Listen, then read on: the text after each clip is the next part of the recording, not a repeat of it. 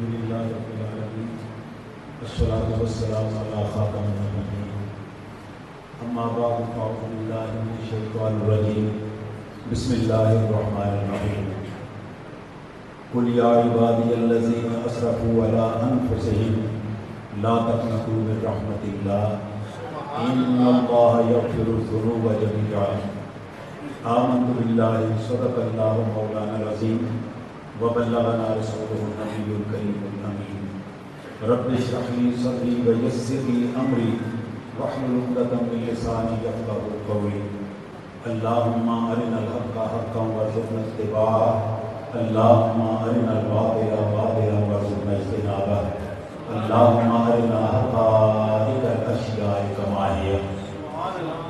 میرے نہایت محترم جناب پیر سید بدر مسعود شاہ صاحب اور تمام علماء کرام اور مشائخ اعظام اور میرے سامعین محترم السلام علیکم ورحمۃ اللہ وبرکاتہ. آج صاحب اس کا خیال یہ تھا کہ ہم بالکل سیدھے سیدھے آنے کی بجائے تھوڑا لمبا چکر کاٹ کے ہیں تاکہ زیادہ ثواب کمائیں. تو آج ہمیں حضرت خواجہ نور منصور رحمۃ اللہ علیہ نے زیادہ ثواب دیا اور ہم خاصا لمبا چکر کاٹ کے یہاں تک پہنچے. اور میں سمجھتا ہوں کہ یہ ہماری طریقت کی منظروں میں سے ایک بہت اچھی تعلیم بھی ہے کہ ہمیں الحمدللہ قسمت کے چکر نہیں پڑے. وہ لوگ ہیں جنہیں قسمت کے چکر پڑے. ہمیں الحمدللہ ہمیں طریقت کے اور قدموں کے چکر اللہ تعالیٰ یہ ہمیں ڈالے گا. میں نے ایک اعلان کرنا اس سے پہلے میں بھول رہا ہوں کہ ہماری الطافیہ فاؤنڈیشن میں یتیم بچوں کی ہم پہلی کلاس میں پڑھا رہے ہیں.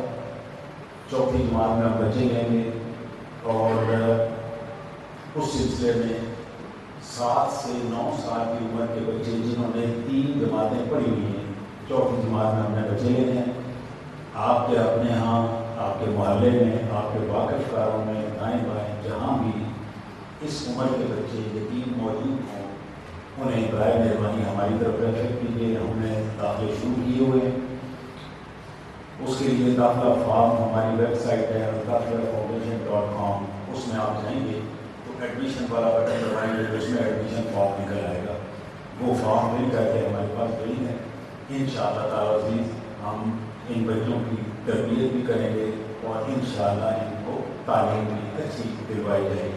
Cadet college engineering university medical college وغیرہ اور بہترین مذہبی اور سفیانہ ماحول میں ان کی تربیت ہوگی انشاءاللہ. اس کے بعد میں ایک بات اور کرنا چاہتا ہوں, اس کے بعد میں اپنے موضوع پہ آؤں گا. پچھلے دنوں میں ہمارے علاقے میں ایک بہت بڑی تبدیلی ہے اور وہ تبدیلی یہ تھی کہ بنگلہ دیش میں سیاسی تبدیلی. مجھے اچھی طرح یاد ہے میں اس میٹرک میں پڑھتا تھا جب بنگلہ دیش بنا, ایسٹ پاکستان سے علیحدہ ہوا. جس دن ایسٹ پاکستان علیحدہ ہوا اس وقت ہندوستان کی وزیر اعظم اندرا گاندھی ہوا کرتی. تو اندرا گاندھی نے ایک بیان دیا تھا اور وہ بیان آج بھی میرے کانوں میں گونجتا ہے. اس نے کہا تھا کہ میں نے مسلمانوں کا 2 قومی نظریہ بحر ہند میں بہا دیا ہے. جو مسلمان اور ہندو الگ الگ قومیں ہیں, جو نظریہ حضرت سیدنا مجدد الفسانی رحمۃ اللہ تعالیٰ نے پیش کیا تھا وہ نظریہ اندرا گاندھی نے کہا کہ آج میں نے بحر ہند میں ڈبو دیا, ختم کر دیا. اللہ کے کام ہے کہ 1971 اور آج 2024 اتنے سالوں کے بعد بنگلہ دیش میں ایسی تحریک چلی اور نہ وہ سالوں کی تحریک تھی نہ وہ مہینوں کی تحریک تھی. چند دنوں کے اندر اندر وہ سارے کا سارا 2 قومی نظریہ بحر ہند سے نکل کے پھر دوبارہ زندہ ہو. اور وہاں پہ لوگوں نے قائد اعظم کی برسی منائی اور صرف قائد اعظم کی برسی نہیں منائی, ابھی 2 مطالبے ان کے اور سامنے آئے. انہوں نے 2 مطالبے کیے. ایک مطالبہ ان کا یہ ہے کہ ہمارا جو جس کو ہم father of the nation Urdu میں میرا خیال کہتے ہیں بابائے قوم, ہمارے father of the nation Quaid Azam ہے. تو انہوں نے یہ مطالبہ کیا ہے کہ بنگلہ دیش کے جو بابائے قوم ہیں، جو فادر آف دی نیشن ہے، وہ قائد اعظم ہونا چاہیے. مجیب الرحمان کی جگہ پہ ان کا نام پیش کیا جائے. یہ چھوٹی ساری تبدیلی نہیں ہے. بنگلہ دیش جس دن بنا ہے اس دن سے لے کر ابھی تک بالکل ہندوستان کے کنٹرول میں چلتا ہے. یہاں تک کہ ان کا جو جھنڈا تھا وہ جھنڈا بھی ہندوستان کا بنایا ہوا تھا کہ باہر سبزہ اور بیچ میں سرخی، اور وہ جو سرخ دائرہ ہے وہ اس چیز کو شو کرتا ہے کہ مسلمانوں نے، پاکستانیوں نے خون بہایا اور یہ اس خون کا نشان ہے. اس کے اوپر ایک اور مطالبہ سامنے آ گیا کہ ان کا جو قومی ترانہ ہے وہ کس کا لکھا ہوا ہے. ہمارا قومی ترانہ حفیظ جالندھری کا لکھا ہوا ہے، پاک سرزمین شاہ پاک، یہ ہمارا قومی ترانہ ان کا لکھا ہوا ہے. جو بنگلہ دیش کا قومی ترانہ ہے وہ انڈیا کے ایک شاعر رابندر ناتھ ٹیگور ان کا لکھا ہوا ہے. اور ٹیگور کو فوت ہوئے خدا جانے کتنا عرصہ ہو گیا، بنگلہ دیش بننے سے بھی پہلے، تو ہندوستان نے وہ ترانہ وہاں پہ شروع کرایا. ابھی ایک مطالبہ یہ ہے کہ وہ ترانہ ختم کر کے اس کی جگہ پہ ہمارا اپنا کوئی شاعر جو ہے وہ ترانہ لکھے. اور یہ چھوٹی ساری خبر نہیں ہے. یہ میں سمجھتا ہوں کہ ایک اتنی بڑی خبر ہے کہ شاید میرے اندازے کے مطابق پچھلے 20-25 سال میں اس سے بڑی خبر نہیں آئی. وہ بڑی کس حوالے سے ہے وہ بھی میں عرض کرتا ہوں. بنگلہ دیش کی قوم نے جو اگلا اپنا نقشہ پیش کیا ہے، میں آپ کے یہاں پہ تو وہ نہیں شو کر سکا. سیدہ شریف میں نے اپنے لیکچر میں، وہ میرے یوٹیوب کے چینل پہ بھی موجود ہے، میں نے 2 نقشے پیش کیے تھے آپ سے تقریباً 1.5 سال پہلے کہ اگر جمعیت علماء ہند وہ قائد اعظم کا ساتھ دیتی تو یہ پاکستان کچھ اور ہوتا. جمعیت علماء ہند نے پاکستان کا بالکل بیڑا غرق کیا، اور جو ان کی باقیات پاکستان میں رہے انہوں نے بھی وہی نقصان کیا. میں اس کی تفصیل میں نہیں جاتا، صرف اتنا عرض کرتا ہوں کہ جمعیت علماء ہند نے پاکستان کا نام کافرستان رکھا، قائد اعظم کا نام کافر اعظم رکھا، اور انہوں نے پوری کی پوری اس کی مخالفت کی. صرف 2 شخصیتیں ایسی تھیں جو بیچ میں سے نکلی اور پاکستان کے حق میں تھی. ایک مولانا شبیر احمد عثمانی اور دوسرے مولانا احتشام اللہ تھانوی کراچی والے. یہ 2 بندے ایسے تھے جو بیچ میں سے نکلے اور انہوں نے مطلب اپنی ایک جماعت بنائی اور قائد اعظم کا ساتھ دیا. میں نے اپنے اس لیکچر میں 2 نقشے دکھائے کہ اگر جمعیت علماء ہند پاکستان کا قائد اعظم کا ساتھ دیتی تو مغربی پاکستان کا نقشہ کیا ہوتا اور ایسٹ پاکستان کا نقشہ کیا ہوتا. حیران کن حضور، جو نقشہ میں نے 1.5 سال پہلے اپنے یوٹیوب چینل پہ پیش کیا تھا، اپنے سامعین کو دکھایا تھا، بالکل ایگزیکٹ وہ نقشہ آج بنگلہ دیش کی قوم نے مطالبہ کیا ہے کہ ادھر تک بنگلہ دیش بنتا ہے اور یہ 2 صوبے ہمارے ہیں، یہ انڈیا ہمارے حوالے کا ہے. یہ چھوٹی ساری تبدیلی ہے، یہ بہت بڑی تبدیلی ہے. ایک خبر اور اسی کے ساتھ ہی ہے کہ اب انڈیا کے لیے کیا مشکل ہو گئی ہے. انڈیا کے لیے مشکل یہ ہو گئی ہے، میں نے تو اپنی مسجد میں پروجیکٹر لگائے ہوئے، تو وہ پروجیکٹر کے اوپر میں ساتھ ساتھ دکھاتا جاتا ہوں، وہ دیکھنے والوں کو ذرا تھوڑی زیادہ سمجھ آ جاتی ہے. ابھی انڈیا کی ایک سائڈ پہ پاکستان ہے، دوسری سائڈ پہ بنگلہ دیش ہے اور تیسری سائڈ پہ چائنا ہے. یہ 3 ملک ہو گئے. انہیں یہ ساری کی ساری سپورٹ تھی کہ بنگلہ دیش تو انڈیا ہی ہے نا، اس پر رولا ہی کو نہیں. پاکستان ادھر ادھر سے گھر گیا، ایک سائڈ پہ ایران آ گیا، ایک سائڈ پہ افغانستان آ گیا، کوئی وہ مخالف ہو گیا کوئی. اب ان کا اندازہ یہ تھا کہ ہم نے پاکستان کو گھیر دیا. ہوا یہ کہ اللہ تعالیٰ کا اپنا حساب کتاب ہے. ان ربی لطیف لما یشاء. جس بچے کو اس کے بھائی کنویں میں گرا رہے تھے، کسی کے خواب و خیال میں بھی نہیں تھا کہ یہ بچہ کل کو بادشاہ بن جائے.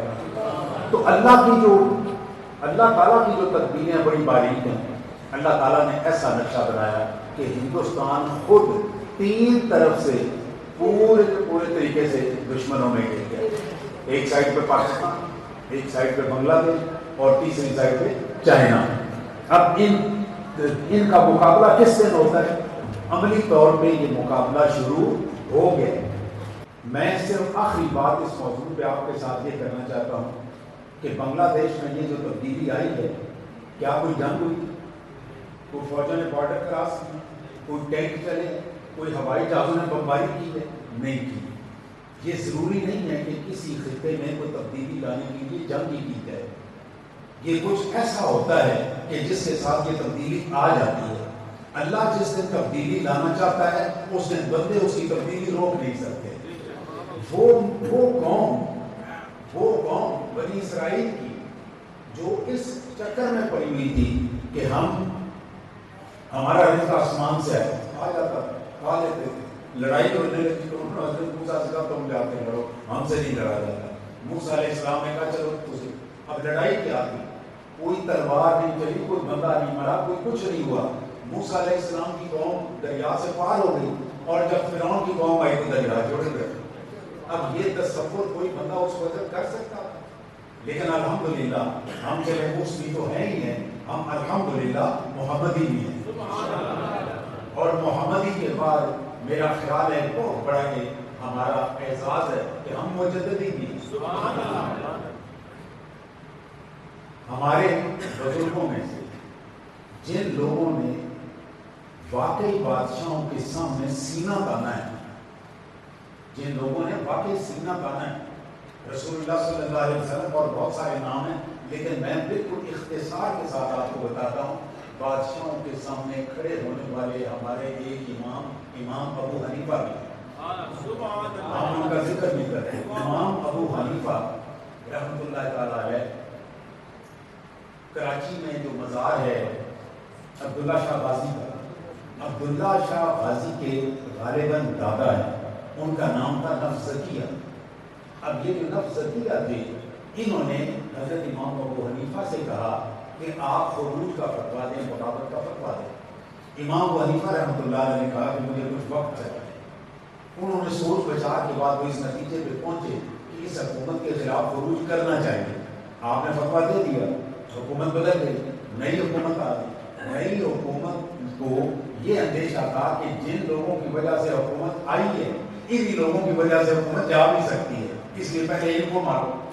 انہوں نے حضرت نفس زکیہ کو مارا، امام ابو حنیفہ کو جیل میں ڈالا، اور مجھے نہیں معلوم آپ میں سے کتنے لوگوں کو معلوم ہے کہ حضرت امام ابو حنیفہ رحمۃ اللہ تعالیٰ علیہ نعرہ تکبیر، نعرہ رسالت، آستانہ علی، کہ حضرت امام ابو حنیفہ رحمۃ اللہ تعالیٰ علیہ کا انتقال جیل میں ہوا تھا اور آپ کا جنازہ جیل سے اٹھا تھا۔ تو یہ لوگ وہ ہیں جو کہ بادشاہوں کے سامنے سینہ سپر ہو کے کھڑے ہوئے، بالکل اسی طرح سے سیدنا مجدد ثانی رحمۃ اللہ علیہ، اور الحمدللہ ہم حنفی بھی ہیں اور نقشبندی مجددی بھی ہیں، سارے کو الحمدللہ۔ یہ ہمارے لیے بہت بڑا اعزاز ہے۔ میرے پیارے دوستو، آئندہ آپ نے اس تاریخ پہ تھوڑی ساری نظر رکھنی ہے کہ آج چورا شریف ہم حاضر ہیں، اس کی محفل میں ہم سارے کے سارے بیٹھے ہوئے ہیں۔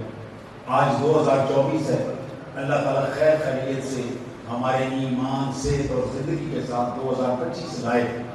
یہ جو بنگلہ دیش کی خبر ہے، انشاءاللہ تعالیٰ عزیز آپ اس کے ساتھ ریلیٹڈ اگلے سال تک کافی ساری خبریں سنیں گے، بہت ساری خبریں سنیں گے، اور یہ ماحول آپ کو اس علاقے کا تبدیل ہوا ہوا نظر آئے گا۔ اللہ تعالیٰ آسانیاں عطا فرمائے، خاص طور پہ اس بات پہ کہ ہمارے جن جرموں اور جن گناہوں کی وجہ سے ہمارے اوپر مہنگائی کا اور بے سکونی کا عذاب ہے، اللہ تعالیٰ ہمیں اس سے توبہ کی توفیق عطا فرمائے۔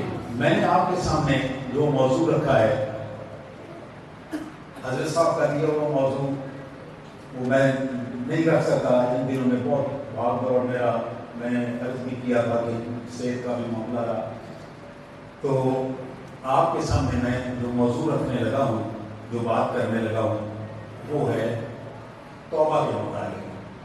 اللہ تعالیٰ نے قرآن پاک میں ارشاد فرمایا، سورہ الزمر 39 نمبر سورت 53 نمبر آیت، اللہ تعالیٰ کا ارشاد مبارک، قُلْ يَا عِبَادِيَ الَّذِينَ أَسْرَفُوا، اے میرے محبوب ان بندوں سے کہہ دیجیے کہ جنہوں نے اپنی زندگی گناہوں میں ضائع کر دی، رسول گناہوں میں صرف کر دی، گناہوں میں لگے رہے، اسرفوا علی انفسہم، اپنی جانیں تباہ کر لی، ان سے کیا کہیے؟ لا تقنطوا من رحمت اللہ، میری رحمت سے نا امید نہ ہو۔ یہ جو جگہ ہے نا آستانے، یہ امید دلانے کی جگہ ہے، یہ مایوس کرنے کی جگہ نہیں ہے، یہ گرے ہوئوں کو اٹھانے کی جگہ ہے۔ جن لوگوں کو یہ یقین ہو گیا کہ اب ہمارے پاس آگے جانے کا راستہ نہیں ہے، یہ آستانے اس کو راستہ دکھاتے ہیں۔ نیکوں کو راستہ دکھانے والی بہت دنیا ہے، گناہگار کو پکڑ کے اٹھانا یہ ان آستانوں کا کام ہے۔ میرے پیارے دوستو، اللہ تعالیٰ کا قرآن پاک میں ارشاد ہے، سورہ نساء 34 سورت 18 نمبر آیت، اللہ تعالیٰ ارشاد فرماتا ہے وَلَيْسَتِ التَّوْبَةُ لِلَّذِينَ يَعْمَلُونَ السَّيِّئَاتِ، کچھ لوگ ایسے ہیں جو گناہوں میں ہی اپنی زندگی گزار دیتے ہیں، حَتَّى إِذَا حَضَرَ أَحَدَهُ الْمَوْتُ، یہاں تک کہ انہیں موت ان کے سامنے آ جاتی ہے، موت کا فرشتہ ان کے سامنے آ جاتا ہے، قَالَ إِنِّي تُبْتُ الْآنَ، وہ اس وقت کہتے ہیں کہ یا اللہ ہم نے توبہ کی۔ اللہ تعالیٰ فرماتا ہے جب موت سامنے آ گئی، موت کا فرشتہ سامنے آ گیا، اس کے بعد کی توبہ قبول نہیں۔ اور دوسرا موقع سرکار دو عالم صلی اللہ علیہ وسلم نے فرمایا، سرکار دو عالم صلی اللہ علیہ وسلم فرماتے ہیں من تاب قبل ان تطلع الشمس من مغربها، ایک وقت آئے گا کہ سورج مشرق کی بجائے مغرب سے طلوع ہوگا۔ رسول اللہ صلی اللہ علیہ وسلم نے ارشاد فرمایا کہ ایک دن آئے گا جس دن سورج مشرق کی بجائے مغرب سے طلوع ہوگا۔ آپ صبح اٹھیں گے تو سورج مغرب سے نکلے گا، 12 بجے تک وہ الٹا چلے گا، مغرب سے مشرق کی طرف چلے گا، اور 12 بجے کے بعد پھر دوبارہ سیدھا جس طرح چل رہا ہے مشرق سے مغرب پھر اسی طرح چلنا شروع ہو جائے گا۔ رسول اللہ صلی اللہ علیہ وسلم نے فرمایا جس شخص نے اس سے پہلے توبہ کر لی اس کی توبہ قبول ہو گئی، اس سے توبہ کا دروازہ بند ہو گیا۔ اب یہ دو موقع ہیں جہاں پہ توبہ کا دروازہ بند ہو رہا ہے، ایک وہ جس وقت موت سامنے آ جائے گا، اور دوسرا وہ جس دن مغرب سے سورج نکلے گا۔ اب ان دونوں موقعوں کا ہم میں سے کسی کو پتہ نہیں، ہم میں سے کسی کو نہیں معلوم کہ کس دن سورج مغرب سے نکل آئے گا اور کس وقت موت کا فرشتہ ہمارے سامنے آ جائے گا۔ میرے پیارے دوستو، اس سے ہمیں کیا سبق ملتا ہے؟ وہ سبق یہ ملتا ہے کہ ہمیں ہر وقت اپنے گناہوں سے توبہ کرتے رہنا چاہیے، ہمیں توبہ کرتے رہنا چاہیے، کسی وقت بھی توبہ چھوڑنی نہیں ہے۔ پھر ہمارے ہاں ایک بات بڑی مشہور ہے، وہ جی توبہ کریں تو پھر سارے گناہوں سے کریں، کوئی ایک آدھا گناہ چھوڑ کے ہم نے کیا کرنا ہے؟ اب اللہ تعالیٰ کا ارشاد مبارک سنیے، سورہ توبہ 9 سورت اس کی 102 نمبر آئے، اللہ تعالیٰ ارشاد فرماتا ہے وَآخَرُونَ اعْتَرَفُوا بِذُنُوبِهِمْ، کچھ لوگ ایسے ہیں جنہوں نے اللہ کے سامنے اقبال جرم کر لیا کہ یا اللہ میرے سے گناہ ہو گیا، اقبال جرم اللہ کے سامنے کر لیا، خَلَطُوا عَمَلًا صَالِحًا وَآخَرَ سَيِّئًا، اور ان کے عمل ملے جلے ہیں، کہیں پہ اچھے عمل ہیں کہیں پہ برے عمل بھی ہیں، تو دونوں کے دونوں ملے جلے عمل ہیں، ہم گناہ بھی کر رہے ہیں ہم نیکی بھی کر رہے ہیں، لیکن اللہ تعالیٰ کیا ارشاد فرماتا ہے عَسَى اللَّهُ أَن يَتُوبَ عَلَيْهِمْ، ہو سکتا ہے کہ اللہ تعالیٰ تمہارے ان تھوڑے سے نیک کاموں کو تمہاری برائیوں کے اوپر غالب کر دے، اللہ تعالیٰ اس اوپر غالب کر دے اور غالب کر کے آپ کو اور مجھے توبہ کی توفیق دے کے بخشش کے دروازے پہ لے جائے۔ میرے پیارے دوستو،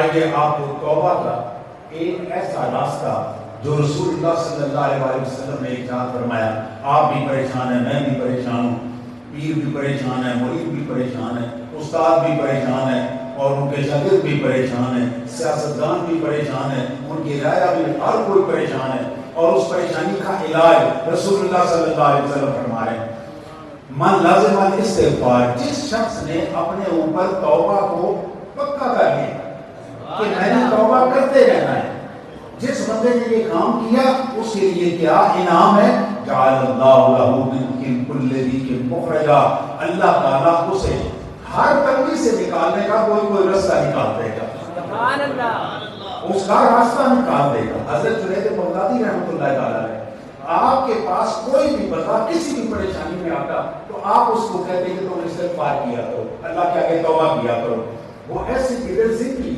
تو میرا خیال ہے یہی حدیث ان کے سامنے ہوگی کہ اس حدیث مبارک کی روشنی میں تم اللہ کے سامنے توبہ کرتے رہو، اللہ تعالیٰ تمہیں معاف کرتا رہے گا. آگے سنیے، آپ کو اللہ تعالیٰ اور شیطان کا ایک مکالمہ آپ کے سامنے رکھتا ہوں. اللہ تعالیٰ نے قرآن پاک میں اس مکالمے کا ایک حصہ آپ کے اور میرے لیے ریکارڈ کر دیا. سورہ الحجر 15 نمبر سورت 39 اور 40 نمبر آیت. اللہ تعالیٰ کا ارشاد ہے، قال رب بما اغویتنی، شیطان نے رب سے کہا کہ یا اللہ تو نے مجھے گمراہ کر دیا. یہ کون بات کر رہا ہے؟ شیطان. کس سے بات کر رہا ہے؟ اللہ تعالیٰ سے. یا اللہ تو نے مجھے گمراہ کر دیا، لَأُزَيِّنَنَّ لَهُمْ فِي الْأَرْضِ، اب میں اس کا بدلہ اس طرح سے لوں گا کہ میں ان لوگوں کو، تمہاری تمام کی تمام مخلوق کو گناہ بڑے خوبصورت کر کے بنا کے دکھاؤں گا. اب گناہ میں بڑا مزہ ہے، بیٹھ کے غیبت کر رہے ہوتے ہیں، کتنا مزہ آتا ہے. لوڈو کھیل رہے ہیں سارا دن، موبائل پکڑا ہوا ہے سارا دن کھیل رہے ہیں، اتنا مزے کا حساب کتاب ہے. تو شیطان کہتا ہے کہ میں ان لوگوں کو کیسے گمراہ کروں گا، میں انہیں اس طرح گمراہ کروں گا کہ گناہ خوبصورت بنا کے انہیں دکھاؤں گا. وَلَأُغْوِيَنَّهُمْ أَجْمَعِينَ، اور میں سارے کے ساروں کو گمراہ کر کے چھوڑوں گا. یہ شیطان بات کر رہا ہے. إِلَّا عِبَادَكَ مِنْهُمُ الْمُخْلَصِينَ، ہاں باقی لوگوں کو تو میں گمراہ کر لوں گا، لیکن جو بندے تم نے چن لیے ہیں وہ میرے ہتھے نہیں چڑھے. اور یہ بندے کون ہیں جو اس کے چنے ہوئے ہیں؟ یہ وہ بندے ہیں جن کے آستانے پہ آ بیٹھے ہوئے ہیں. یہ وہ لوگ ہیں. میرے پیارے دوستو، اس آیت کی تفصیل رسول اللہ صلی اللہ علیہ وسلم نے بیان فرمائی جو مسند احمد میں صحیح حدیث کے طور پہ نقل ہے. میں وہ عرض کرتا ہوں، ان الشیطان قال، شیطان نے اللہ تعالیٰ سے یہ کہا وعزت کا، یا اللہ مجھے تیری عزت کی قسم ہے، یا رب لا ابرہ بی عبادت، میں تیرے بندوں کو اس وقت تک گمراہ کرتا رہوں گا ما دامت ارواحہم فی اجسادہم، جب تک ان کے جسموں میں جان ہے، جب تک ان کا آخری سانس موجود ہے، میں اس وقت تک انہیں گمراہ کرتا رہوں گا. آگے اللہ تعالیٰ نے اس کا جواب دیا. اب اللہ تعالیٰ کے لیے بڑی آسان بات تھی کہ میں ان سارے لوگوں میں سے گناہ کی طاقت نکال لیتا ہوں، میں دیکھتا ہوں تم کیسے گناہ کرو. کتنا آسان علاج تھا. لیکن اللہ تعالیٰ نے آپ کے اور میرے لیے کیا خوبصورت جواب دیا اس کو. ذرا سنیے اور اپنے ایمان کا جائزہ بھی لیجیے اور اس کے اوپر عمل بھی کیجیے. فقال رب عز وجل وجلالی، اس نے ایک قسم کھائی تھی، وعزت کا، یا اللہ مجھے تیری عزت کی قسم ہے. اللہ تعالیٰ نے دو قسمیں کھائیں. وجلالی، مجھے قسم ہے اپنے جاہ و جلال کی، وارتفاع مکانی، اور مجھے اپنے اعلیٰ و ارفع مقام کی قسم ہے، لا ازال اغفر لهم ما استغفرونی، جب تک میرے بندے گناہ کے بعد توبہ کرتے رہیں گے میں انہیں معاف کرتا رہوں گا، میں انہیں بخشتا رہوں گا، میں انہیں معاف کرتا رہوں گا. اس کا مطلب ہے آپ نے گناہ جان بوجھ کے کیا یا آپ سے غلطی سے ہو گیا، دونوں قسم کے گناہ کر کے اللہ کے دروازے پہ آ جاؤ، اللہ تعالیٰ معاف فرما دے گا. آئیے آپ کو ایک حدیث مبارک سناؤں. یہ حدیث مبارک عبرانی اور ابن جریر کی حدیث مبارک ہے. صحیح، آپ میرے ساتھ ہیں؟ میرے ساتھ ہیں؟ حضرت ابو ہریرہ رضی اللہ تعالیٰ عنہ فرماتے ہیں کہ میں عشاء کی نماز مسجد نبوی میں رسول اللہ صلی اللہ علیہ وسلم کے پیچھے پڑھ کے باقی نماز کے لیے اپنے گھر میں داخل ہونے لگا تو میں نے دیکھا کہ میرے دروازے پہ ایک عورت کھڑی ہے. میں نے اس کی طرف توجہ نہیں دی اور میں گھر میں داخل ہو گیا. میں نے بقیہ نماز پڑھی. جب نماز پڑھ کے فارغ ہو گیا، تھوڑی دیر گزری تو دروازے پہ دستک ہوئی. میں باہر نکلا تو وہی عورت کھڑی تھی. وہ عورت مجھے کہتی ہے ابو ہریرہ میں نے تمہارے سے ایک مسئلہ پوچھنا ہے. میں نے زنا کیا، اس سے میں حاملہ ہو گئی، میرا بچہ پیدا ہوا، میں نے معاشرے کے ڈر سے اس بچے کو قتل کر دیا. دو گناہ ہو گئے، زنا اور قتل، ناحق قتل، دو گناہ. کیا میرے لیے بخشش کا کوئی راستہ ہے؟ حضرت ابو ہریرہ کہتے ہیں کہ میں نے اس عورت سے کہا کہ اتنے بڑے دو گناہ ہونے کے بعد تیرے لیے بخشش کا کوئی راستہ نہیں ہے. وہ رونے لگ گئے اور روتے ہوئے اس نے یہ الفاظ کہے کہ یا اللہ تم نے مجھے اتنی اچھی شکل دی ہے، اتنا اچھا جسم دیا ہے، تو یہ کیا دوزخ میں جلنے کے لیے بنا تھا؟ اتنا کہتے ہوئے روتی روتی وہ چلی۔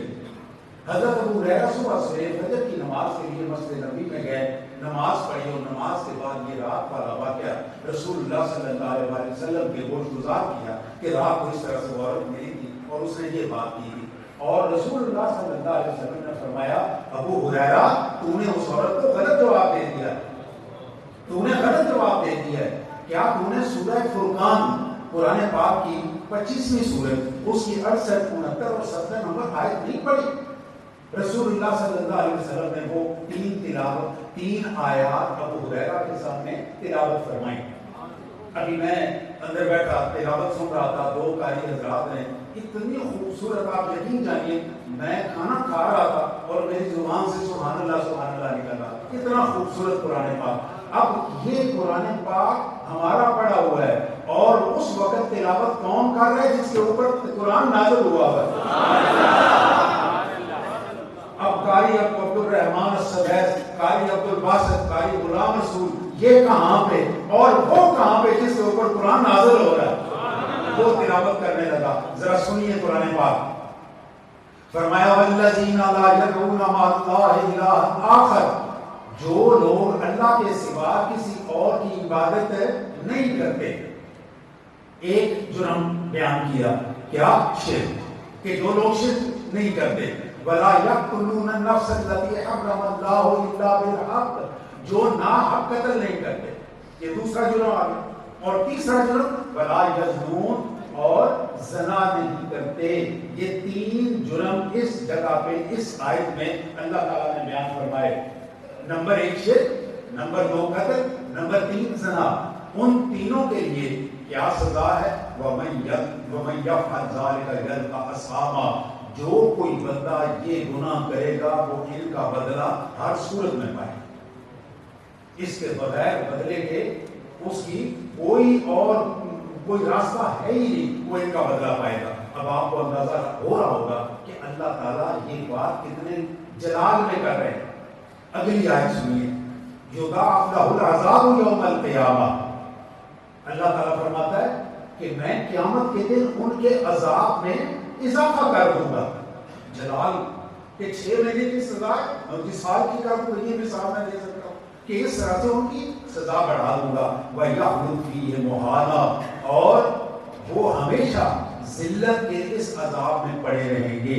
یہ 68 اور 69 نمبر آیت پڑھ کے رسول اللہ صلی اللہ علیہ وسلم، آمینہ کا لال، آپ کا اور میرا راج دلارا، آپ کا اور میرا سب کا رحمت للعالمین، اگلی آیت مبارک پڑھی، 70 نمبر آیت تلاوت کی، الا من تاب وآمن وعمل عملا صالحا، لیکن یہ تینوں جرم کرنے والا اگر توبہ کر لے اور اس کے بعد نیک عمل شروع کرے تو میں کیا کروں گا؟ فَأُولَٰئِكَ یبدل اللہ سیئات حسنات، میں اس کے گناہ معاف نہیں کروں گا، میں اس کے گناہوں کو نیکیوں میں بدل دوں گا۔ میں قرآن آپ کے سامنے پڑھ رہا ہوں، میں آپ کے سامنے سیف الملوک ہیرن کا نہیں پڑھ رہا کہ میں تمہارے گناہوں کو کہاں لے جاؤں گا؟ نیکیوں میں لکھ دوں گا۔ میرے پیارے دوستو، مجھے بتاؤ اتنا بڑا رب اور مالک کوئی ہو سکتا ہے؟ آپ کو کون چاہیے اس رب کے بعد؟ مجھے بتاؤ تو صحیح، کل کے بعد اس کے سامنے کھڑے ہو کے اس کے ساتھ گپ شپ لگایا کرو۔ میں اس لفظ پہ معذرت، لیکن جہاں جاری دوستی ہوتی ہے وہاں گپ شپ ہوتی ہے، تو تھوڑی بہت چیٹنگ کیا کرو اللہ تعالیٰ سے، اپنا رونا اس کے ساتھ رویا کرو اور اس کی آوازیں سنا کرو۔ میرے پیارے دوستو، یہ بات کرنے کے بعد حضرت ابو ہریرہ کہتے ہیں کہ میں نے جب یہ تینوں آیتیں آقا تاجدار صلی اللہ علیہ وسلم کی زبان اقدس سے سنی تو میں اس عورت کی تلاش میں نکل پڑا، لیکن مجھے وہ عورت نہیں ملی۔ عشاء کی نماز پڑھ کے آیا تو مجھے وہ عورت پھر مل گئی۔ میں نے اس سے کہا کہ میں نے تمہاری بات رسول اللہ صلی اللہ علیہ وسلم کے سامنے کی تھی، تو آپ نے یہ 3 آیات تلاوت فرمائی اور آپ نے فرمایا کہ جو بندہ توبہ کر لے اور آئندہ نیک عمل شروع کر دے میں اس کے گناہوں کو نیکیوں میں بدل دیتا ہوں۔ حضرت ابو ہریرہ کہتے ہیں کہ وہ عورت جیسے کھڑی تھی ادھر ہی سجدے میں گر گئی اور اونچا اونچا رونے لگی کہ یا اللہ تو اتنا رحیم ہے کہ میرے جیسے گنہگار کے لیے تم نے جنت کا دروازہ بند نہیں کیا۔ میرے لیے تو نے جنت کا دروازہ بند نہیں کیا؟ اتنا رحیم اور کریم رب، اتنا رحمان اور غفار رب۔ میرے پیارے دوستو، اس کا دروازہ چھوڑ کے کہیں نہیں جانا۔ آئیے آپ کو اس کے اوپر مسلم شریف کی حدیث مبارک سناؤں۔ حضرت ابو ذر غفاری رضی اللہ تعالیٰ عنہ، آپ اس حدیث مبارک کے راوی ہیں۔ ابو ذر غفاری فرماتے ہیں کہ ہم رسول اللہ صلی اللہ علیہ وسلم کی خدمت میں حاضر ہیں، بیٹھے ہوئے، تو آپ نے فرمایا، حدیث مبارک ذرا دھیان سے سنیے گا، آپ نے فرمایا جو شخص سب سے آخر میں جنت میں جائے گا میں اسے پہچانتا ہوں۔ جو سب سے آخر میں جنت میں جائے گا میں اسے پہچانتا ہوں، اور جو شخص سب سے آخر میں دوزخ سے نکلے گا میں اسے بھی پہچانتا ہوں۔ میں حدیث 1 منٹ کے لیے روکتا ہوں، یہاں پہ ایک بات کر لوں، پھر میں دوبارہ حدیث پہ آتا ہوں۔ جس وقت میں نے یہ حدیث مبارک کے یہ الفاظ پڑھے تو میرے دماغ میں آئی کہ آج اس وقت اس دنیا کی زندہ لوگوں کی آبادی کتنی ہے؟ 800 کروڑ، 8 ارب بندہ اس وقت دنیا پہ موجود ہے، اور جو قبروں میں چلے گئے 14,000 سال میں، میرا خیال ہے ان کی تعداد ہوئی 1600-1700 ارب کروڑ ہوگی، اور جو ابھی قیامت تک آنے والے ہیں خدا جانے وہ کتنے 100 کروڑ ہیں۔ یہاں بیٹھے ہوئے بندوں میں سے میں 2 بندے پہچاننا چاہوں تو میں 1000 بندوں میں سے بندہ نہیں پہچان سکتا۔ اس نبی کی نظر کا میں کیا کمال بیان کروں جس نے کروڑوں اور اربوں میں سے 2 بندے سے یاد رکھے۔ میں یقین جانیے میں حیران رہ گیا کہ اس بندے کی نظر پہ کہ جس نے پتہ نہیں کتنے 1000 کروڑ لوگوں میں سے 2 بندے پہچانے ہوئے ہیں، خدا جانے وہ اس محفل میں ہوگا یا قبر میں ہوگا یا ابھی آنے والا ہوگا، اس کے متعلق بندہ کیا کہتا ہے؟ بندے کہنے والے کہتے ہیں کم دے پیچھے کا پتہ نہیں، دیوار کے پیچھے کا پتہ ہے، اس کو دیوار کے پیچھے کا پتہ نہیں، اس کو تو قبروں کے اندر کا بھی پتہ ہے، اس کو جو چلنے پھرنے والے ہیں ان کا بھی پتہ ہے، اور جو عالم ارواح ہیں ان کا بھی پتہ ہے۔ ایسی بات کبھی نہیں کرنی، یہ جو کہتے ہیں نا ہمارے جیسا ایک ہے نا، ہمارے جیسا۔ میں آپ سے ایک بات کہتا ہوں، کبھی میں آپ حاضر ہوا ہوں، آپ نے میری بڑی عزت افزائی کی، میرے لیے آپ کھڑے ہو گئے، حضرت صاحب نے بڑی عزت افزائی کی، گلے لگایا، آپ میں سے کئی لوگوں نے میرے ہاتھ چومے، بڑی عزت کی ہے۔ میں سیدہ شریف میں خواجہ محبوب عالم کا پوتا آپ کے پاس حاضر ہو گیا ہوں، میں اگر آپ سے منت کروں کہ میرا کلمہ پڑھ لو تو آپ پڑھ لیں گے؟ اگر میں منت کروں بیچ میں آیا کوئی شک میرا تھا، تھوڑے ایسا بولے نہیں پڑھنے لگے۔ اگر میں پاؤں پکڑوں تو نہیں پکڑیں گے۔ اگر میں آپ سے کہوں کہ ابو بکر صدیق کا کلمہ پڑھ لو گے؟ میں کہوں عمر فاروق کا کلمہ پڑھو گے؟ میں آپ سے کہوں کہ عثمان ذی النورین کا کلمہ پڑھ لو گے؟ میں کہوں مولا علی کا کلمہ پڑھو، آپ پڑھ لیں گے؟ کیوں نہیں پڑھیں گے؟ اس لیے نہیں پڑھیں گے کہ ان کا کسی کا بھی کلمہ پڑھنے سے بندہ کافر ہو جاتا ہے، اور وہ تو آمنہ کا لال وہ ہے، اس کا کلمہ پڑھنے سے ابو جہل کا بیٹا مسلمان ہو جاتا ہے۔ اور اس کے بعد یہ کہتے ہو کہ میرے جیسا ہے، میرے جیسا ہے۔ اگر تمہارے جیسا ہے تو اپنا کلمہ پڑھوا کے دکھاؤ، پتہ چلے تمہارے جیسا ہے۔ وہ تو آمنہ کا لال ہے، ابو سفیان کلمہ پڑھے مسلمان ہو جائے، اور ابو جہل کا بیٹا وہ کلمہ پڑھے مسلمان ہو جائے، خالد بن ولید کلمہ پڑھے مسلمان ہو جائے، اور تیرا کلمہ پڑھے پوری کائنات کافر ہو جائے۔ اپنی زندگی بھول کے غلطی سے کبھی اس بات پہ نہ آئیے کہ وہ میرے جیسا ہے یا میں اس جیسا ہوں، ایسا کوئی نہیں ہے۔ پتر پیو جیسا نہیں ہوتا، امتی نبی جیسا کیسے ہو جاتا ہے؟ یہ کیسے ہو جاتا ہے؟ اللہ تعالیٰ آپ کو آسانیاں عطا فرمائے۔ میں واپس اسی حدیث مبارک پہ آتا ہوں۔ ابو ذر غفاری کہتے ہیں کہ رسول اللہ صلی اللہ علیہ وسلم نے ارشاد فرمایا، جو شخص سب سے آخر میں جنت سے نکلے گا میں اس کو پہچانتا ہوں۔ ابھی اتنی بات تو آپ کو سمجھ آ گئی ہوگی کہ جو شخص سب سے آخر میں جنت سے نکلے گا اس کے نامہ اعمال میں نیکی ہوگی ہی کوئی نہیں، اگر ہوگی بھی کوئی چھوٹی موٹی، کوئی بالکل ہے چیوٹی کے سائز کی، کوئی اس طرح کی ہوگی۔ آپ فرماتے ہیں کہ جب وہ بندہ سامنے آئے گا تو اللہ تعالیٰ فرشتوں کو آواز دے گا، اور وہ آواز فرشتوں کو سنائی دے رہی ہوگی، اس بندے کو نہیں سنائی دے رہی ہوگی۔ اس کو کہے گا کہ تم اس بندے کے صغیرہ گناہوں کا، چھوٹے گناہوں کا حساب لینا ہے، اس کے بڑے گناہ نہیں کھولنے، کبیرے گناہ نہیں کھولنے۔ اب وہ پوچھنا شروع ہو گئے تم نے یہ بھی کیا تھا؟ ہاں جی کیا تھا۔ آپ نے یہ بھی کیا تھا اور ڈر گیا؟ ہاں جی یہ بھی کیا تھا۔ پھر اس نے پوچھا اگلی بات، ڈرتا جا رہا ہے ڈرتا جا رہا ہے، پھر ابھی تو میرے چھوٹے گناہ کھل رہے ہیں، بڑے گناہ ابھی باقی ہیں۔ اتنی دیر میں اللہ تعالیٰ کی طرف سے آواز آئے گی وَإِنَّ لَكَ مَكَانَ كُلِّ سَيِّئَةٍ حَسَنَةٍ، میں اس کے تمام گناہوں کو میں نے نیکیوں میں بدل دیا ہے۔ یہ رسول اللہ صلی اللہ علیہ وسلم کا فرمان ہے کہ آواز آئے گی اور یہ آواز فرشتے بھی سنیں گے اور وہ شخص بھی سنے گا۔ جو ہی اس کے کانوں میں یہ آواز پڑے گی، پہلے وہ یوں مردوں کی طرح بیٹھا ہوا ایک دم سے اکڑ کے کھڑا ہو جائے گا اور فرشتوں سے کہے گا وہ میرے بڑے گناہ کیوں نہیں کھولتے؟ یہ حدیث مبارک کے الفاظ ہیں، میرے بڑے گناہ کیوں نہیں کھولتے؟ کیوں بھلا؟ چھوٹے گناہ کی نیکی بھی چھوٹی اور بڑے گناہ کی نیکی بھی بڑی۔ میرے ساتھیوں، ہم یہ سارے کا سارا جو جھوٹ جبار غلط مقدمے جھوٹے یہ جھوٹ بولتے ہیں، لوگوں کے پیچھے پھرتے ہیں، یہ سارا ہم کیوں کرتے ہیں؟ میرا خیال یہ ہے کہ یہ ہم 3 وجہ سے کرتے ہیں۔ نمبر 1، اولاد کے لیے، کہ ہماری اولاد ذرا تگڑی ہو جائے، اچھی ہو جائے، ان کا مستقبل بن جائے، ہم کسی کی زمین چھین کے اپنے بیٹے کے نام لگوا جائے، بیٹا بہت کرے گا، ایک وجہ یہ۔ دوسری یہ کہ مال جمع کر لیں، اور تیسری چیز یہ کہ بڑی کوٹھی مال زمینداری اور جناب مربوں میں مالک بن لیں۔ یہ 3 چیزیں ہیں اور ان تینوں چیزوں کا حل اللہ تعالیٰ نے قرآن پاک میں فرمایا۔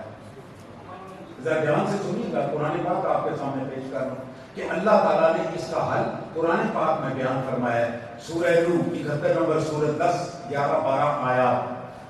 حضرت نوح علیہ السلام نے فرمایا فَقُلْتُ اسْتَغْفِرُوا رَبَّكُمْ إِنَّهُ كَانَ غَفَّارًا۔ نوح علیہ السلام نے اپنی قوم سے کہا اے لوگو اپنے رب کے سامنے توبہ کرو۔ کیا کرو؟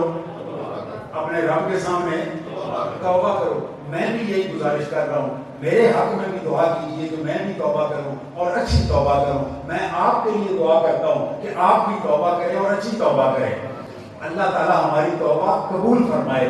نوح علیہ السلام نے اپنی قوم سے کہا کہ اپنے رب کے سامنے توبہ کرو، انہ کان غفارا، کیونکہ وہ غفار ہے۔